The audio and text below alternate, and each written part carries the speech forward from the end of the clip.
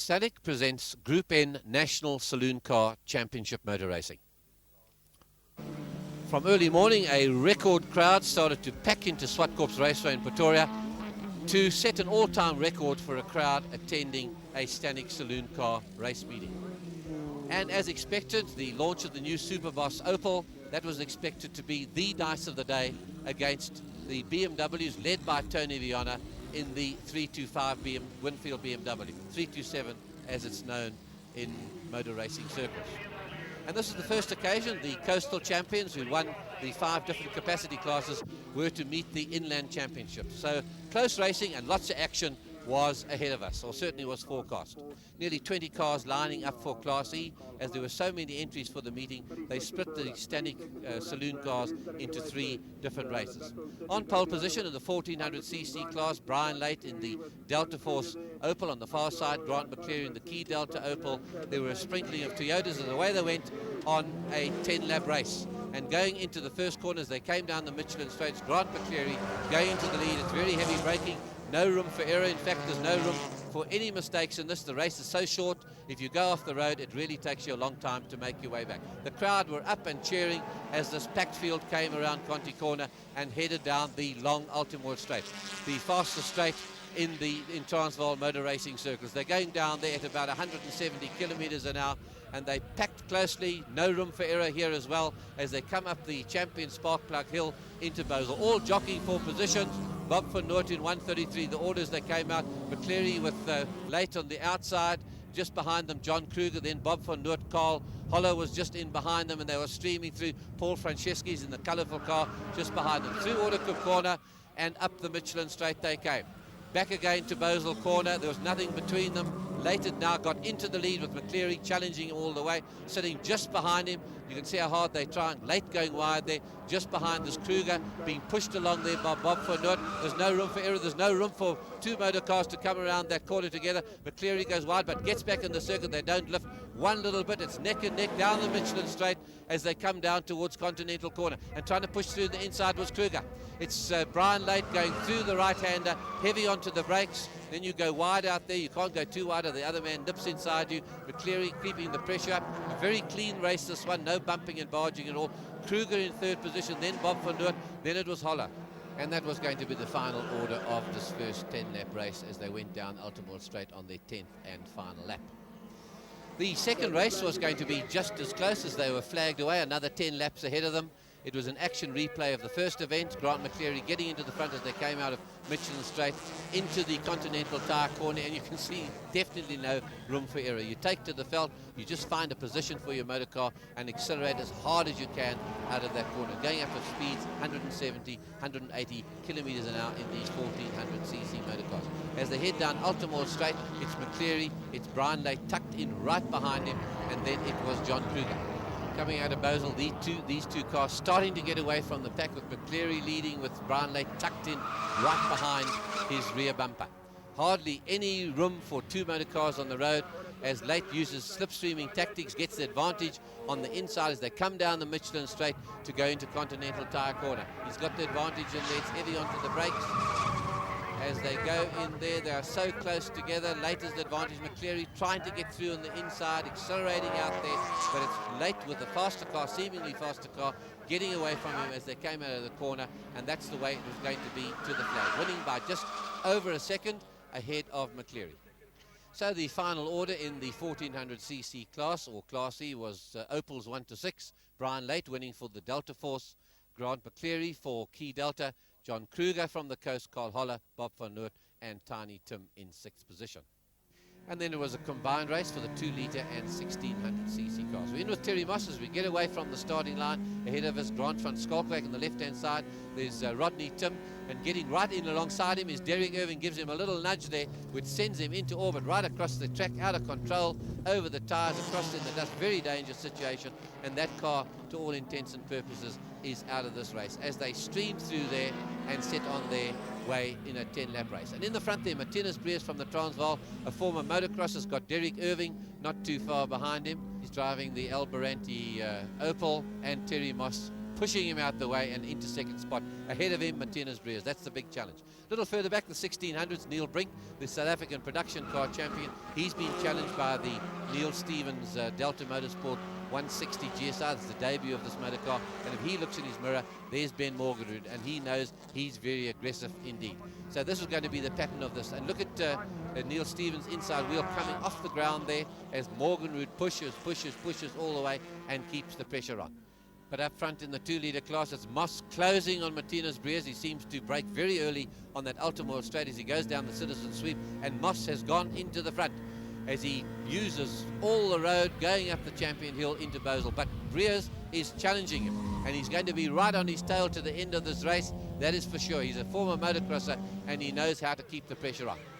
Well, that was the final order of that one. As we went away into the second race, another 10-lap. It was all Volkswagens on the front row of the grid. Same again, Martinez Breers into the front, being followed by Terry Moss.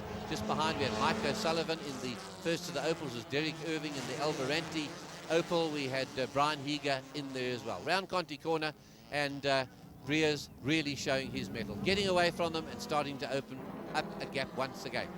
Behind him was Moss and John Round and Brian Heger in the Bosch 16 Velvet. The first of the Opals, Derek Irving, Mike O'Sullivan, and Rodney Tim back in action. There's the first of the 1600s. Ben Morgan, who has taken the Mazda to the front ahead of Neil Stevens. There's the red car of Neil Brink, who won the first race in the Motocross Laser. But Terry Moss is starting to challenge as they go up the Champion Hill into Basel. It's Breers, the former motocrosser, in the front there, and here's Moss closing now. As they go around Autocup Corner and head up the Michelin Straight, he's really getting a tow along there. He's close enough to enjoy that still pocket of air behind him. He's going to move out, or is he? It's a very dangerous place to do it. As he goes into this right hand, he's got a tight line here. He'll have to leave it very tight indeed as he heads across the circuit and keeps it tight on the inside. If he goes too wide, he's going to go onto the rough there. He comes out of Continental Corner, and it's clear roads ahead of him. But if he looks in his mirror, it's Martinez Breers right there and pushing as hard as he can. Out of Autocup, you can see just how hard they are trying as they come to finish the second race. And it was Terry Moss from the coast ahead of Martinez Breers. And Ben Morgenrud wasn't going to be denied his first position. The 1600cc class came home to a very popular victory indeed. So let's have a look at those results. It was the 16-valve Volkswagen Golf, 1-4 in Class B. Moss from the coast ahead of Breers, the Transvaaler John Round, Brian Heger. And in Class D, Ben Morgenrud winning overall for Mazda ahead of Neil Stevens in the new Opel, Neil Brink the champion, and Brian Gilmore. And then it was the turn of the heavy metal in the Stanley Group N Racing. Peter Lance on pole position, the Stuart Bromfield BMW. Alongside him from the coast, Roddy Turner in the Superboss Opel. And a little further back on the grid, the 1600cc Toyotas were surrounding the new Fiat Uno Turbo. And we spoke to the dedicated clerk of the course, Brian Hoskins, why the 1400cc Uno Turbo is racing in the 1600 class. Rob, in terms of the Motorsport White Book, they are in fact allowed to enter that particular car, obviously with the proviso, first of all, that Motorsport, the technical consultants in Motorsport, they have a look at the motor car, test it under various conditions, and then decide which class it must go into. If, however, they do make a mistake, then the proviso is there once again that it must move up into another category. In fact, the opposing team in that particular class, Toyota, their two works drivers did in fact test the car, one in Cape Town and one up here at Kyalami. And here we are with the numero uno view alongside Peter de Waal as this big field gets away, led by Peter Lance with the Superboss alongside him.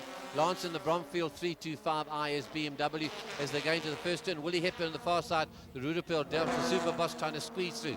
Peter Lance, nice lead in there. It's wild out there. Turner and Dean Joubert. And Peter de Waal's got his own moments here with Serge Damsou. Just not enough room on the road for all of them as they come out of Cotton. It's certainly wild out there as they take off door handles and mirrors in an effort to get further up the field. And the Uno well placed there in the spec as they go away. Somebody having a moment on the left-hand side of the course, and it in fact turns out to be the Toyota Conquest of Nick de Waal. Well, that's bad luck. That's the brother of Peter de Waal who's driving the Fiat Uno Turbo. Fortunately, the course officials are on the spot straight away, and also the car, although standard, has a roll cage inside to protect the driver and also a racing seat, and he's well strapped into the 6-point harness. But up front, the heat is really on. Lance has got Roddy Turner right in his tail. Michael Briggs well placed there as they're going to the top. Going wide on the outside is Dion Jabert. Tony Viana pushes his way through in the inside. Robbie Smith is in there as well. There's the first, and we've got drama. Huge drama as Robbie Smith goes off the circuit into the television tower. Jeff Goddard is up against the wall. Here it is from de Waal's car. It's absolutely havoc 10 as they come through there. Cars skidding, dust, cars parked at the side of the road, just missing Willie Hepburn. There's Jeff Goddard's Winfield BMW at the side of the road, and it's certainly a very hairy moment. But the clerk of the course is certainly going to stop this race, as he does with the red flags coming out, and the cars go back to the pits and then on to the restart. And very fortunately for our cameraman, although it was this whole tower pinned that BMW on the K. Eddy Estates BMW to the ground, our cameraman got away virtually unscathed from that incident. The restart was going to be over 10 laps as well. Once again, a replay. The Peter Lance car was very quickly off the mark, and tucking in once again was Roddy Turner. Dion Jabert on the left-hand side of the screen, a little further back. We've got Michael Briggs, there's Tony Viana, Jeff Goddard, all in that pack as they come round there. No room for any error at all, hardly any room for two cars to go around that corner abreast. They come out of contact. It's Lance again, a very quick BMW. These are the 327s. We're in there with Tony Viana. Ahead of him, he's got Michael Briggs. There's Roddy Turner just in front of him. He's taking Michael Briggs. No, he's not. Briggs closes the door, gets himself a bit sideways. He goes in. He's in desperate trouble. Viana pushes his way through to third position. He's got Roddy Turner. And the battle scars are starting to show already. Dion Jabert in the blue flashes on his car, getting back to fourth position up the champion hill. Viana always forceful, giving Roddy Turner a wee bit of a nudge there, but he's intent on getting onto and passing Peter Lance just ahead of him as he goes down through Zwartkops, flat out getting it sideways. Look at him working that steering wheel. And a little further back, not a real threat to the Toyota Conquest RSR, but putting up a very fine performance in fifth spot, the little Fiat Uno. Little more development, and that car could be a threat in standing Group N racing. And whether there were team orders or not, the Toyota team were having a battle all of that. Mike White about 50 metres in the lead. And for second position it was Wyndham, it was Serge Damzu, and it was Glenn Gibbons having a full go. And here's two Cape Townians, Roddy Turner getting nudged sideways by Dion Jabert in the Winfield BMW as they come out of Bosel and head down towards Zwartkops. And this is the fight for third position. Can you believe it? There's hardly room to pass another motor car. In the front of the 1600cc class, Mike White is going for a win there. Untroubled, unchallenged, there he is in a very quick little 1600 Toyota Conquest. And with just 2 laps to go, Viana's now onto Peter Lance's tail as they're going to Bosel corner. He gives him a little bit of a nudge, it sends him sideways, he hits the front of the motor car, and here it is from another angle, a very heavy nudge indeed. In fact, bends the front suspension, and he's desperately looking for gears as Roddy Turner takes his chances and out accelerates him. There he comes zipping past there with a lap and a half to go. Turner in the Super Boss has taken his chances. Lance, to all intents and purposes, is out of racing for the afternoon. Here it is again, just a little touch. They're really at full stretch, these drivers. Viana's Winfield BMW nudges him out of the way, clobbers that front suspension, bends the chassis, and that, to all intents and purposes, was the end of it. And it's Roddy Turner, closely followed by Hannes Oosthuizen, Michael Briggs taking his chances, and Tony Viana through in fourth position, and Willie Hepburn coming through fifth. Well, you can't get it much better than that in standing Group N saloon car racing. And then in C class, the 1600s, Mike White, a fairly comfortable win, and just at the flag there, Serge Damzu nosed ahead of Steve Wyndham, his teammate in the Toyota. Then the crowd was really tucked to the fences as they lined up for the second 10-lap race for A and C class cars. They'd seen that sort of action before. They were expecting some more coming up right now. Flag from Mick Oosthuizen gets them underway. This time it is Hannes Oosthuizen getting the drop on the others. Roddy Turner, now the winner of the first race, has to tuck in behind him. He's got Michael Briggs alongside him as they all try and find room going into Continental Corner. Heavy on the brakes, they hardly seem to brake at all. And Turner's pushed to the outside. He's got no chance of getting back in the field there. Number 2 coming through is Viana. There's Farouk Danger in there as well. And Turner pushes his way back on the road. But it is Hannes Oosthuizen. Then it is Michael Briggs in second position. Here they come streaming down the road. Mike White once again has got the drop on Serge Damzu and Steve Wyndham, and he's really going very quickly. It's as the others were saying, it's like a jet plane going around the circuit. Very hard to challenge this very polished driver, a man who's raced with Ayrton Senna in Formula 4 days overseas. But the battle up front, Roddy Turner now is being challenged by Willie Hepburn, locking the brakes as he goes in there, and then it's Dion Jabert behind them, Leon Marais, Farouk Dangas in there as they come down through Zwartkops corner. It's Tony Viana we're in with now. Look at this stream of transport coming towards us at the express train, led by Willie Hepburn. And in there's Dion Jabert and Leon Marais and Tony Viana. Nose to tail as they go into Conti corner and trying to find a spot to get around there. He almost nudges Willie Hepburn out the way, who slows him down. Oh, more trouble there for Leon Marais, getting punted sideways. Dion Jabert gets pushed out of the way there, coming back in the road. Roddy Turner really in the wars this afternoon. Here it is from inside Tony Viana's car. It's like havoc 10 as they come around Continental corner. But the order up front there. Hannes Oosthuizen has taken his chances. He's getting around the circuit very, very quickly indeed as he comes to take the flag, and he's going to win it overall for the day in the Winfield BMW. Right on his tail, Michael Briggs in the Superboss Opel.